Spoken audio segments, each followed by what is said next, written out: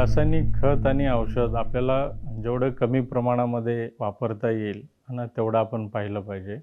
कारण याचे दुष्परिणाम आपल्याला पाहायला मिळतात. पण बघतोय तर रासायनिक खत आणि औषधामुळे कॅन्सरसारखे सुद्धा बिमाऱ्या वाढलेल्या आहेत. तर हे आपल्याला जर कमी करायचं असेल तर शेतामध्ये जास्तीत जास्त सेंद्रिय खताचा आणि औषधाचा कसा वापर आपल्याला करता येईल यावर आपण भर देणं गरजेचं आहे. Indo German development corporation GIZ आणि भारतातील भागीदारांच्या सहाय्याने अन्न सुरक्षाकरिता मृद संरक्षण व पुनर्वसन हा प्रकल्प महाराष्ट्रातील 6 जिल्ह्यांमध्ये जून 2023 मध्ये सुरू झाला.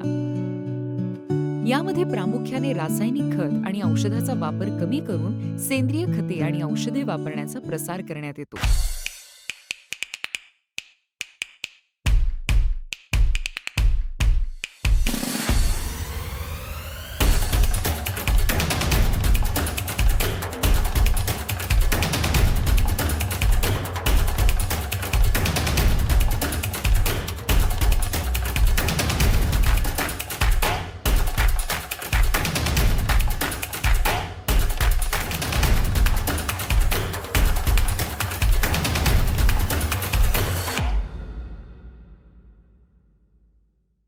बायोप्रोमचं आपण उत्पादन सुरू केलेलं आहे स्थानिक पातळीवर.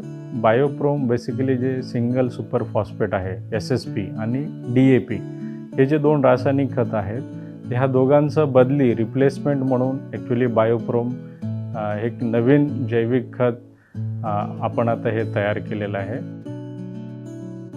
माझं नाव शुभांगी सुभाष देसाई, गाव पडवे माझं. केमिकल वाढल्याने सुपारी सगळी गळायची पावसात. जून जुलैमध्ये पूर्ण सुपारी गळायची, म्हणजे झाडे रिकामी व्हायची. सुपर फॉस्फेट वापरायचं, सिंगल सुपर फॉस्फेट आणि पोटॅश. आता नाही वापरत. साईडने गोल माती काढायची झाडावर, सुपारीच्या झाडाच्या बाजूची, आणि त्याच्यात घालायची आणि परत माती वर घालायची. बायोप्रोमच्या वापरामुळे पिकांची वाढ चांगली होते.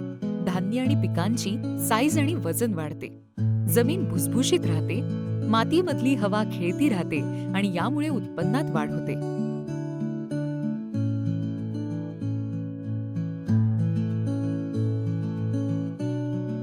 ही नारळांची झाडं, सुपाऱ्या, केळी, कोकमांची झाडं, आंब्यांची पण आहेत. आम्ही शेती सेंद्रिय खतानेच करतो. शेणखत घालतो.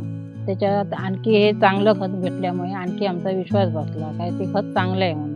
म्हणजे पहिली आम्ही जे केमिकल वापरायचे त्यात 20,000 सुपारी मिळायची. आता यंदा गेल्या वर्षी 60,000 मिळाली. बायोप्रोममुळे मातीचे आरोग्य सुधारते. म्हणजे भौतिक, जैविक आणि रासायनिक गुणधर्म जे आहेत मातीचे ते सुधारण्यासाठी मदत होते. शिवाय जे उथळ आणि हलक्या जमिनी आहेत तर तिथे मातीमध्ये ओलावा टिकून राहण्यासाठी सुद्धा याच्याने फायदा होतो. आणि पेरणीनंतर आपण जे बीज लावतो तर ते बीजसुद्धा उगवण्याची क्षमता या बायोप्रोममुळे वाढते. तर ह्यामध्ये GIZच्या अर्थसहाय्याने लुपिन फाउंडेशनने हा प्रकल्प राबवलेला आहे. यामध्ये माविम आणि माविमनी तयार केलेले ज्या CMRC आहेत तर त्यांच्या सहाय्याने आपण हे सगळे युनिट तिथे उभे केलेले आहेत.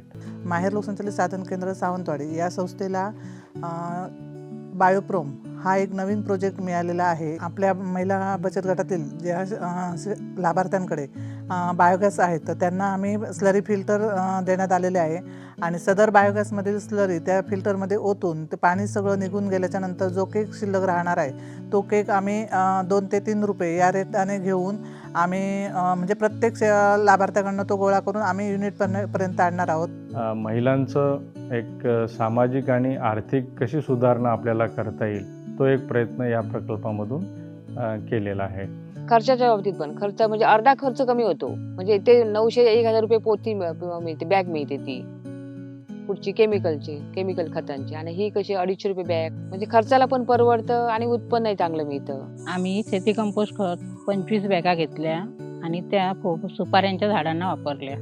एका सुपारीच्या झाडाला 5 ते 6 किलो खत घातलं. तर साधारणतः एकरी 2 ते 2.5 टन एवढं बायोप्रोम वापरण्याची शिफारस करण्यात आलेली आहे. आणि हे बेसिकली ज्यावेळेस आपल्याला पेरणी करायची आहे तर पेरणीच्या 1 महिना आधी मातीमध्ये आपण हे मिसळून शेतामध्ये देऊ शकतो.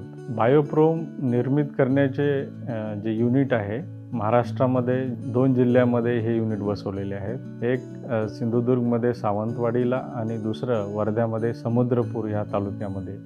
तर तिथले जे CMRC आहेत ते बेसिकली हे आता ऑपरेट करत आहेत आणि ह्या खताची निर्मिती करत आहेत. तर शेतकऱ्यांना सहजरित्या ह्या दोन्ही लोकेशनवरनं विकत घेता येईल.